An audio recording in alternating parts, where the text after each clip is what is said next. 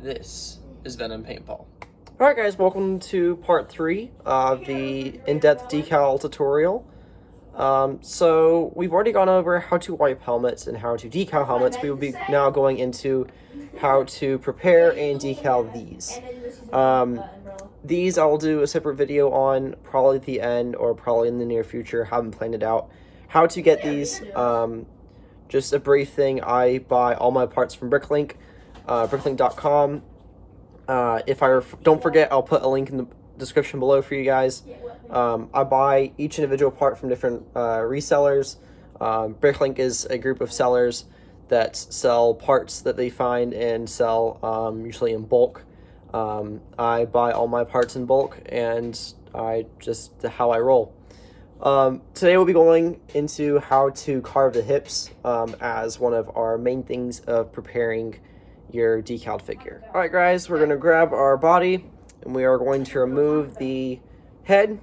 So I'm going to remove the head, put to the side. That's only going to be used at the end, and I'll show you guys how and when to put that on. Nothing really special about the head, just got to be careful with it. Remove the arms. I know, be like, why are we removing arms? I never knew we could do that. Well, you can do that. So removing both arms, I'm going to set those aside. So you'll have a torso and leg little thing. We're going to remove the legs. So a lot of people will ask, oh no, how do I remove the legs? I never know you could do that. Turns out you can. I've been doing it for 2 years now. So what you're going to do is you're going to want to grab one leg. You don't want to grab two. Two would just make your effort useless. Grab one leg. You're going to grab your torso. You're just going to wiggle, wiggle, wiggle, wiggle, wiggle, wiggle, and then pull it out. See, pulled out like a tooth. And you're going to do the same thing to the other one. See, it's only held on by a little spoke right here. You're going to wiggle, wiggle, wiggle, pop it off. And then, this is where our video comes in. We're going to be carving the hips right here and here. So the decals on the tops of the leg don't scrape with the hip. The hip will remove the decals if you don't do this. Not a fun experience. I've done it, trust me. Doesn't look good. I'm sorry.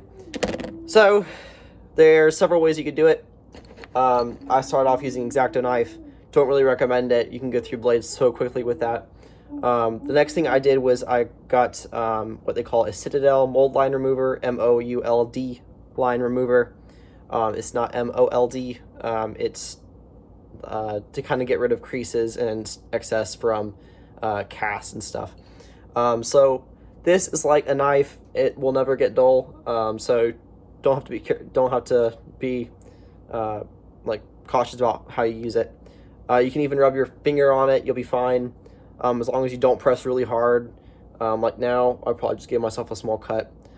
Just be careful. While Andrew and everybody else say, oh, it won't hurt you, I've had experience with it where I have cut myself. Not badly, but it did cut my skin a little bit.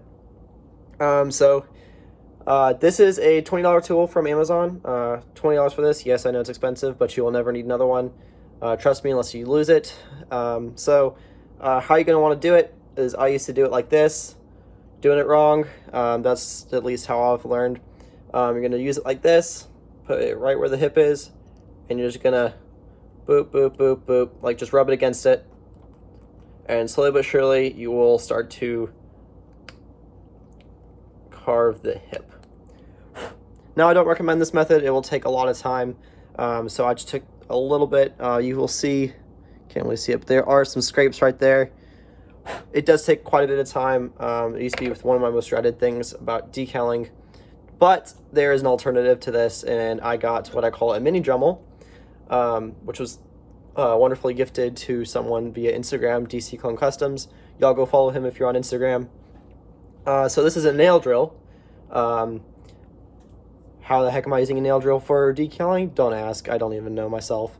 It's essentially a mini Dremel. This is a Dremel right here. This is huge. It's old too. So I just keep that one aside. This is itty bitty. It makes it's much quieter compared to this other one. This other one's loud. It's not even plugged in, but trust me, this is the way to go. So I got a sanding bit on the end. This perfectly goes around the hip and it does carve like right beside and leave like a very, very small gap of a wall if you're careful enough. If you're not careful, however, you'll destroy the hip and it'll be completely and utterly useless. You just want to be careful right where the little indent right there is. You're going to want to place your sanding piece. That's where you want it to go. I work slowly. I have it on max power right now. Don't recommend slow. It'll just take forever, and don't recommend it. Fast, also, you can screw up really easily in. I'm just going to grab, just insert it right where the indention is, and go right up to where I can't go further anymore. That's essentially just getting it started and kind of mapping it out, because if you go straight in and just go press down, you'll ruin the hip. Trust me, I've done it before. That's kind of like a pilot to the carving. You just want to make sure you don't screw it up. So you're going to want to come in again, right against the plastic, and slowly but surely you will create a bit of excess plastic rubbing up on one of the sides. I keep it on reverse, so this setting right here, it really doesn't matter which setting you'll have it on. Just get used to that one and that one only. If you switch it up for any reason, trust me, you will ruin the hip. Be careful. It does take a lot of practice. I recommend ordering a few extra hips just in case. I happen to keep a few extras, so when I first bought this thing, I was ready and able to do whatever I needed to. So I'm just going to go ahead and go again.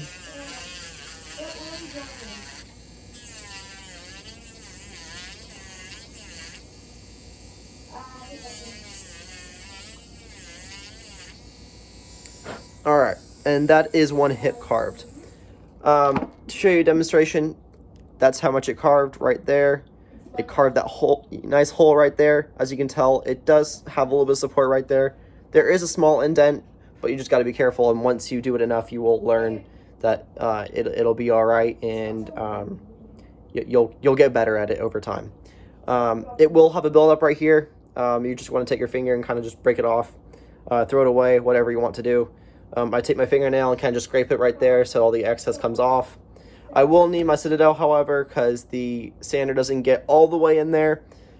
Even with the Citadel, people struggle with getting right beside where the hip piece is. So you're just going to take your Citadel, which is $20. Trust me, it's well worth it. And the nail is this tool is about $20 as well. I think the sanding bits, if you get the right one, come with it, so you don't have to worry about it. This sanding bit, I will mention, has a cut up smaller one right there, so it hangs over just a little bit to where it can get on the inside of the little hip pin piece. You want to be very careful. Sanding bits are really hard to cut, so I use, I think, scissors. Don't really recommend it. You will dull your scissors. Maybe get an X-Acto blade or something else that's a bit sharper. So you're going to take your Citadel, you're just going to rub it like you did with when you're just regularly carving the hips. Rub it, rub it, rub it, just very carefully. Don't need to put that much pressure, just got to get the back side. Make sure you get it nice and well. And just clean up any excess, and you're done with that one side. You're going to repeat with the other side, and you're good to go. There's how you carve hips, people. Hope you enjoy, and I hope this was really helpful to you guys.